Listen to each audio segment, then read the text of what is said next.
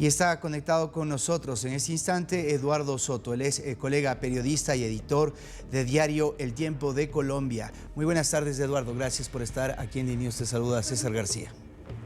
¿Qué tal, César? Un saludo especial para usted y para toda la audiencia. Bien, ¿qué se ha logrado saber en los medios de comunicación colombianos a partir de esta denuncia en el cual el propio presidente Petro pide o solicita a la Procuraduría iniciar y a la Fiscalía esta investigación? ¿Qué se sabe al respecto?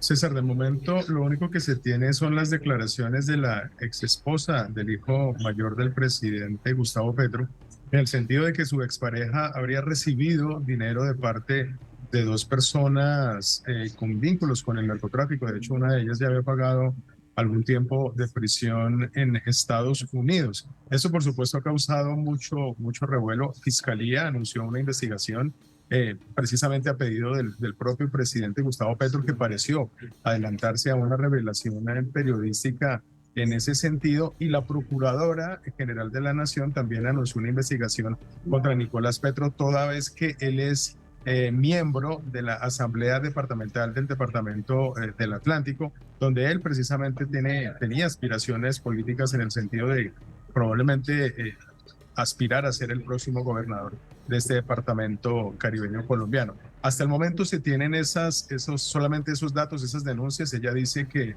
las pruebas ya las hizo llegar a la autoridad competente, que es la Fiscalía General de la Nación, en este caso con unos audios en donde se daría cuenta de las conversaciones que sostuvo o que habría sostenido Petro con estos 12 personajes, pero hasta ahora está todo en un proceso de investigación, y es más el escándalo que se ha generado en torno que las pruebas que se han mostrado en realidad.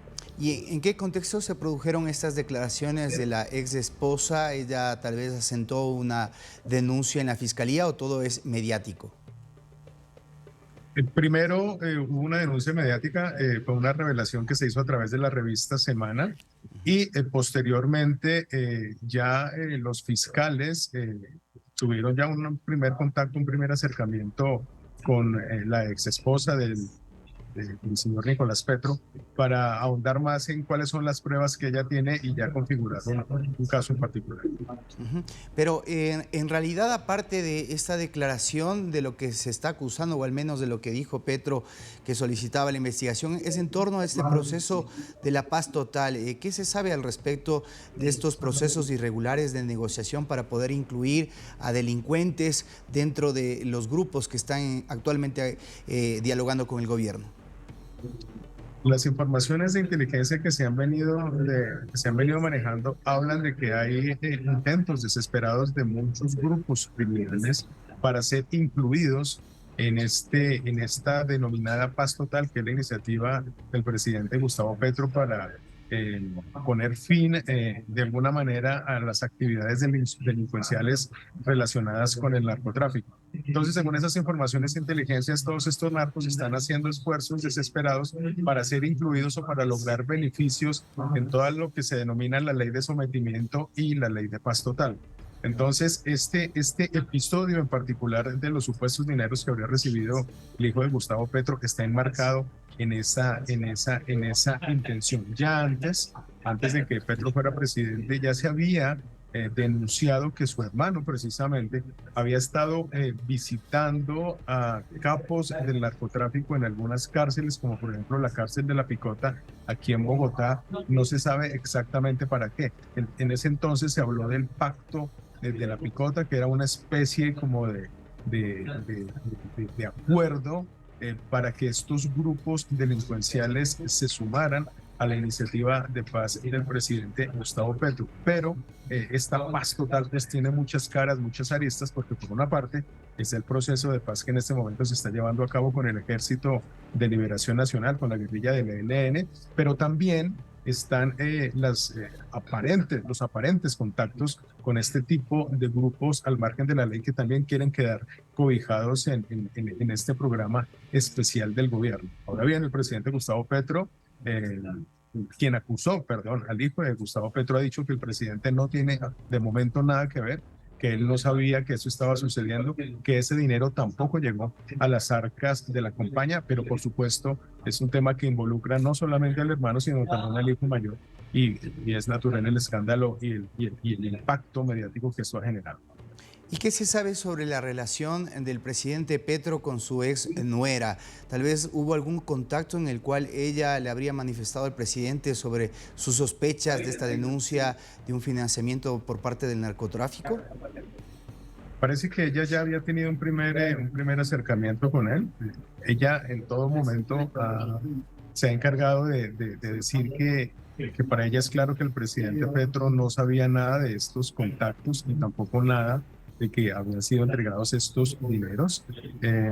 Y digámoslo así, ahí va el impacto mediático hasta el momento. Eso es lo que ha dicho la señora Dey Vázquez, pero no se conocen mayores detalles de la declaración que ella dio ante la fiscalía, por ejemplo. Entonces, apenas esto está arrancando porque las declaraciones fueron apenas de este jueves. Cuéntanos un poco de cómo ha reaccionado la sociedad colombiana y el espectro político luego de esta circunstancia, que coincide con un momento muy difícil para Petro, el gabinete en crisis, muy pronto, apenas no cumple ni un año de gestión, y ya se generó esta situación por la reforma en la salud y también los reveses que sufrió el proceso de la paz total. ¿Cómo ha reaccionado la política y la gente en Colombia tras esta situación?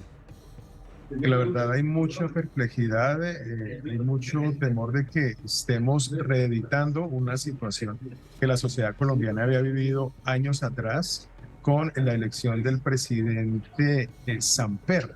Recordemos que el presidente Samper era un presidente de origen liberal que luego de ya estar ejerciendo su cargo como primer mandatario, se filtraron unas denuncias en el sentido de que su campaña política habría recibido dinero de parte del cartel de Cali.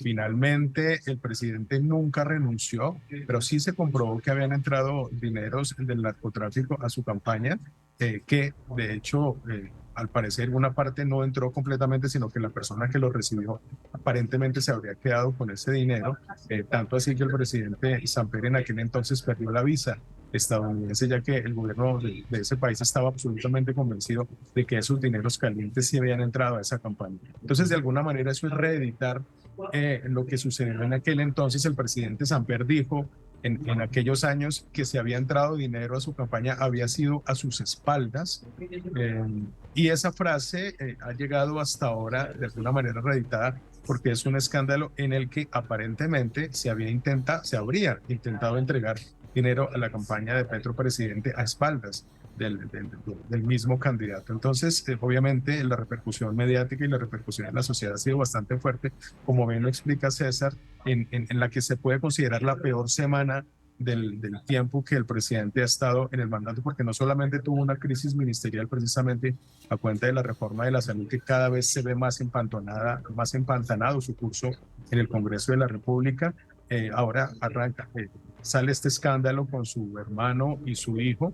También las Cortes ya le habían dado un revés en cuanto al hecho de que las leyes, así se estén ejecutando, pueden ser echadas para atrás, un concepto que es contrario a lo que quería el propio presidente. Y esta mañana también se conoció el informe de la lucha contra los narcóticos de Estados Unidos, en el que por una parte se dice que Colombia no cumplió la meta de erradicación de cultivos y por otra parte le pide al presidente Petro que si de verdad quiere una paz, tiene que por una parte profundizar la erradicación forzosa, que es algo a lo que desde la campaña se ha negado el presidente Petro, y también impulsar o ampliar un poquito más la erradicación voluntaria. Entonces, de alguna manera son ataques y presiones en todos los frentes que ha tenido que sufrir en esta semana complicada el presidente Gustavo Petro. Claro, y sin duda, además del impasse que tuvo con el presidente Nayib Bukele. Eduardo, gracias por esta información, colega periodista del diario El Tiempo. Veremos cómo se apresta la siguiente semana, luego de unos días negros para el presidente Petro, que tendrán varios progresos durante la siguiente semana. Muy gentil, gracias Eduardo. Abrazo. Hasta luego, César. Saludos.